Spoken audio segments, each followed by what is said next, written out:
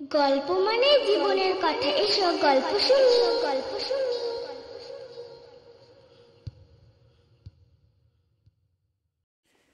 তুমি মানুষ মানুষকে ভালোবাসে কিংবা মানুষ তার কোনো পোষা পশুকে ভালোবাসে এমন নমুনা সমাজের মধ্যে নিশ্চয়ই অনেক অনেক দেখেছ। কিন্তু একটি পশু আরেকটি পশুকে কতটা ভালোবাসতে পারে এবং সেই ভালোবাসার জন্য তার জীবনটা কিভাবে তছনছ হতে পারে, এমন ঘটনার নমুনা শুনেছ হয়তো খুব কম। আমার আজকের পরিবেশন করা গল্পটির নাম ঘটোৎকচ। এই গল্পে তুমি একটি ওইরকমই কাহিনী শুনতে পাবে, তাই গল্পটি মন দিয়ে শোনো এবং কাহিনীটিকে উপলব্ধি করো। শুরু করি আজকের গল্প, ঘটোৎকচ। বেশ অনেকটাই জমি চাষ করে বিপ্রলাল, আর চাষের জমিতে সে তার সম্পূর্ণ পরিশ্রম ঢেলে দেয়। ফলে ফসল হয় ভালোই। বিপ্রলালের একটিই ছেলে, নাম তার হাবুল। হাবুলকে সে ভালো মতো লেখাপড়া শিখিয়েছে। সে এখন চাকরি খুঁজছে। বিপ্রলালের লাঙ্গল আছে একটি এবং দুটি বলদ গরুও আছে, কিন্তু এই গরু তার পছন্দ নয়। তাই দুটি বড় বলদ সে কিনতে চায়। ছেলে হাবুল বলেছে, আমি চাকরি পাই তখন কিছু টাকা তোমায় দেব, তুমি গরু কিনো। কিন্তু বিপ্রলালের তাতে মন সয় না। গত 2 বছর চাষে আজন্মা গেছে, তাই ফসল প্রায় একেবারে হয়নি। আর হাবুলের লেখাপড়ার পিছনেও খরচ গেছে অনেক। তাই গরু কেনার সামর্থ্য এই মুহূর্তে তার নেই। এই বছরে কিছুটা ফসল হয়েছে বলে তবুও মনে সে একটু ভরসা পেয়েছে। হাবুল রাগ করে বাপকে বলে, তবে তুমি দুটো হাতি কেনো। বাপও তাকে শুনিয়েছে, তবে কি ছাগল কিনবো? ছাগল দিয়ে কি আর চাষ হবে?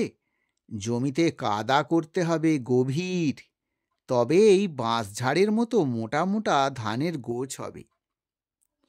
অবশেষে বিপ্রলালের স্ত্রী মালতী বলেছে, শোনো, বড় দেখনাই গরু না কিনলে কি গোয়াল মানায়? তাই তুমি হাবুলের কথা শুনো না, বড় গরু কিনে আনো। কিন্তু টাকা কোথায়? বিপ্রলাল বলেছে।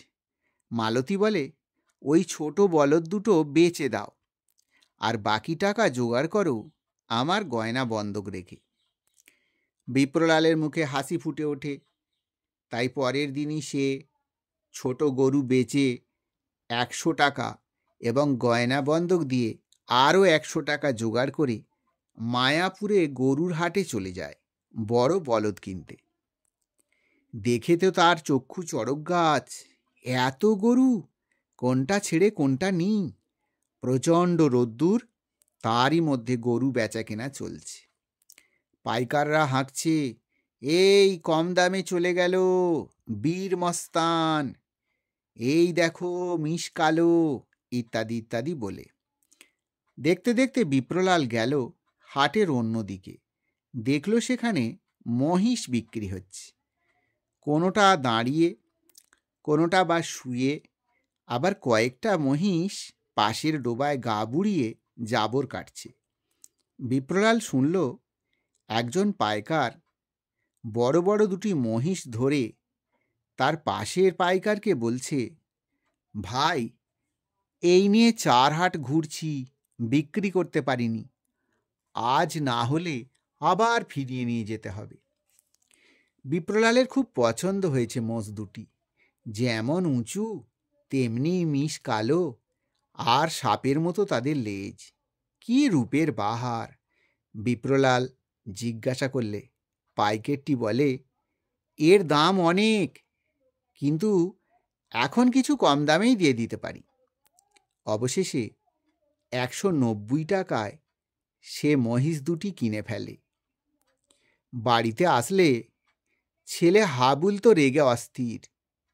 এত বড় দুটো জীব কিনলে এত খেতে দেবে কি করে? মালতী বলে, ওর কথা তুমি ছাড়ো, ও ছেলে মানুষ, চলো মাথায় তেল সিঁদুর দিই, পায়ে জল দিই।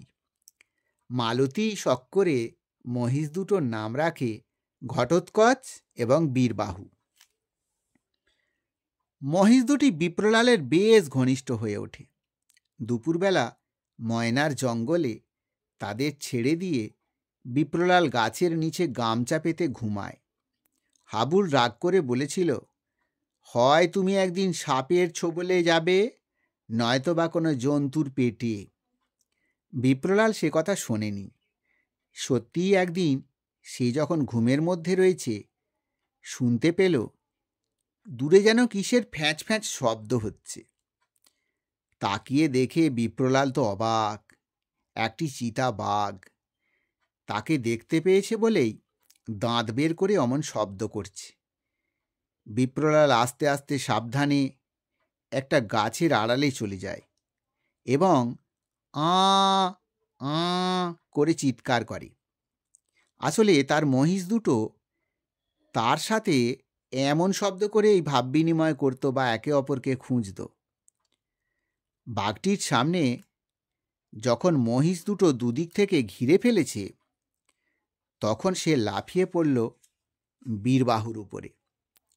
ঘটোৎকচ অমনি বাঘটিকে শিং দিয়ে চেপে ধরেছে আর তার ধারালো শিং ফুটিয়ে দিয়েছে বাঘের পেটে। বাঘটিও মরণ যন্ত্রণায় বীরবাহুকে আরও জোরে কামড়াতে শুরু করে। বিপ্রলাল সজোরে লাঠি পেটা করতে থাকে।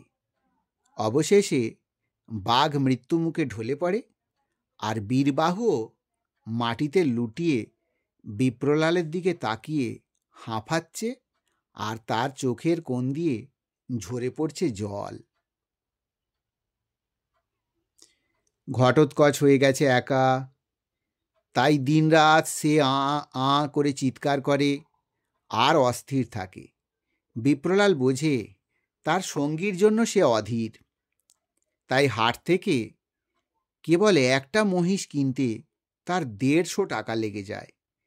এই নতুন মহিষটি ঘটোৎকচের সমান নয়, তার বয়সও কম, এখনো সে বাড়বে। তাই পরে নিশ্চয়ই ঘটোৎকচের সাথে পাল্লা দিতে পারবে। কিন্তু বিপ্রলাল যেই নতুন মহিষ নিয়ে ঘরে ঢুকেছে, অমনি সেইটিকে দেখে ঘটোৎকচ মাটিতে পা ঠুকে চক্ষু লাল করে তার উপরে ঝাঁপিয়ে পড়তে উদ্যত হয়েছে। বিপ্রলাল ঘটোৎকচকে চেন দিয়ে বাঁধে আর নতুনটিকে দূরে বেঁধে খেতে দেয়। কিছুক্ষণের মধ্যেই রাখালটি ছুটে আসে। বাবু, তাড়াতাড়ি এসো। ঘটোৎকচ গোঁজ উপড়ে নতুন মোষটাকে এতক্ষণ মেরেই ফেলল বোধ হয়। বিপ্রলাল ছুটে গেল বটে, কিন্তু ততক্ষণে নতুন মহিষটি সত্যিই মৃতপ্রায় হয়ে গেছে। বিপ্রলাল মাথায় হাত দিয়ে বসে পড়ে আর মালতী বলে, তুমি এই খুনে মোষ বিদেয় করো। রাখালটি বলে, আমি আর কাজ করতে লারব বাবু। ঘটোৎকচের কাছে গেলে আমার দিকে চোখ লাল করে দেখে আর মাটিতে পা ঘষে। মালতী বলে, ওর মাথা গরম, তুমি ওকে বেচে দাও। একজন পাইকার এসে 65 টাকায় মালতীর কাছ থেকে ঘটোৎকচকে কিনে নিয়ে যায়। কিন্তু পরক্ষণেই সে ফিরে এসে বলেছে, মা, আমার টাকা ফেরত দেন, আমি এই মোষ নিতে পারবো না, তাহলে আমার প্রাণ যাবে। বিপ্রলাল ঘটোৎকচের কাছে গেলে সে ঘাড় তুলে দাঁড়ায়। বিপ্রলাল তার গলায় হাত বুলিয়ে দিলে মহিষটি আরাম উপভোগ করে। অবশেষে একদিন বিপ্রলাল তাকে সেই হাটেই বেচতে নিয়ে যায়।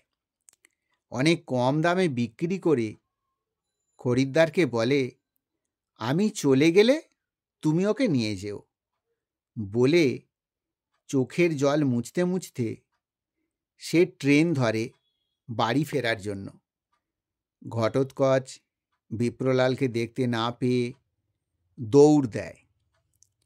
পাইকারটি লোকজন নিয়ে ঘটোৎকচের পথ আটকায়। সে 2 জনকে আহত করে, পানের দোকান ভেঙে দেয়।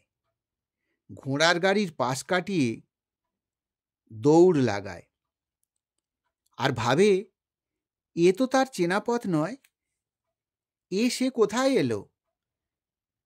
এমন সময় সামনে একটা মোটর গাড়ি দেখে সেইটির দিকেই তেড়ে যায়। গাড়ির ভিতরের মানুষটিও এতক্ষণে এই জিপটিরই খোঁজ চালাচ্ছিল। সে ছিল পুলিশ সার্জেন্ট। তার কাছে খবর ছিল শহরে এক উন্মাদ মহিষ ঢুকেছে, তাই পকেট থেকে পিস্তল বের করে পরপর দুটো গুলি ঘটোৎকচের উপর বর্ষে দেন। ঘটোৎকচ এক অব্যক্ত যন্ত্রণায় পাকা রাস্তার উপরে লুটিয়ে পড়ে, আর পুলিশ বাবুটি কনস্টেবলকে বলেন, ডোম লোকগো বুলাও। এই ছিল আজকের ঘটোৎকচ গল্পের কাহিনী। গল্পটি তোমার কেমন লেগেছে জানাবে, আর অবশ্যই এটি কোন লেখকের কোন গল্প অবলম্বনে আমি তোমাদের গল্পটি শোনালাম কমেন্টে নিশ্চয়ই সেটা জানাতে ভুলবে না। যে সঠিক উত্তর দেবে তার নাম আমার পরের এপিসোডে ঘোষণা করব। তোমরা পরের আমার গল্প শোনার জন্য অপেক্ষায় থাকো। ভালো থাকো।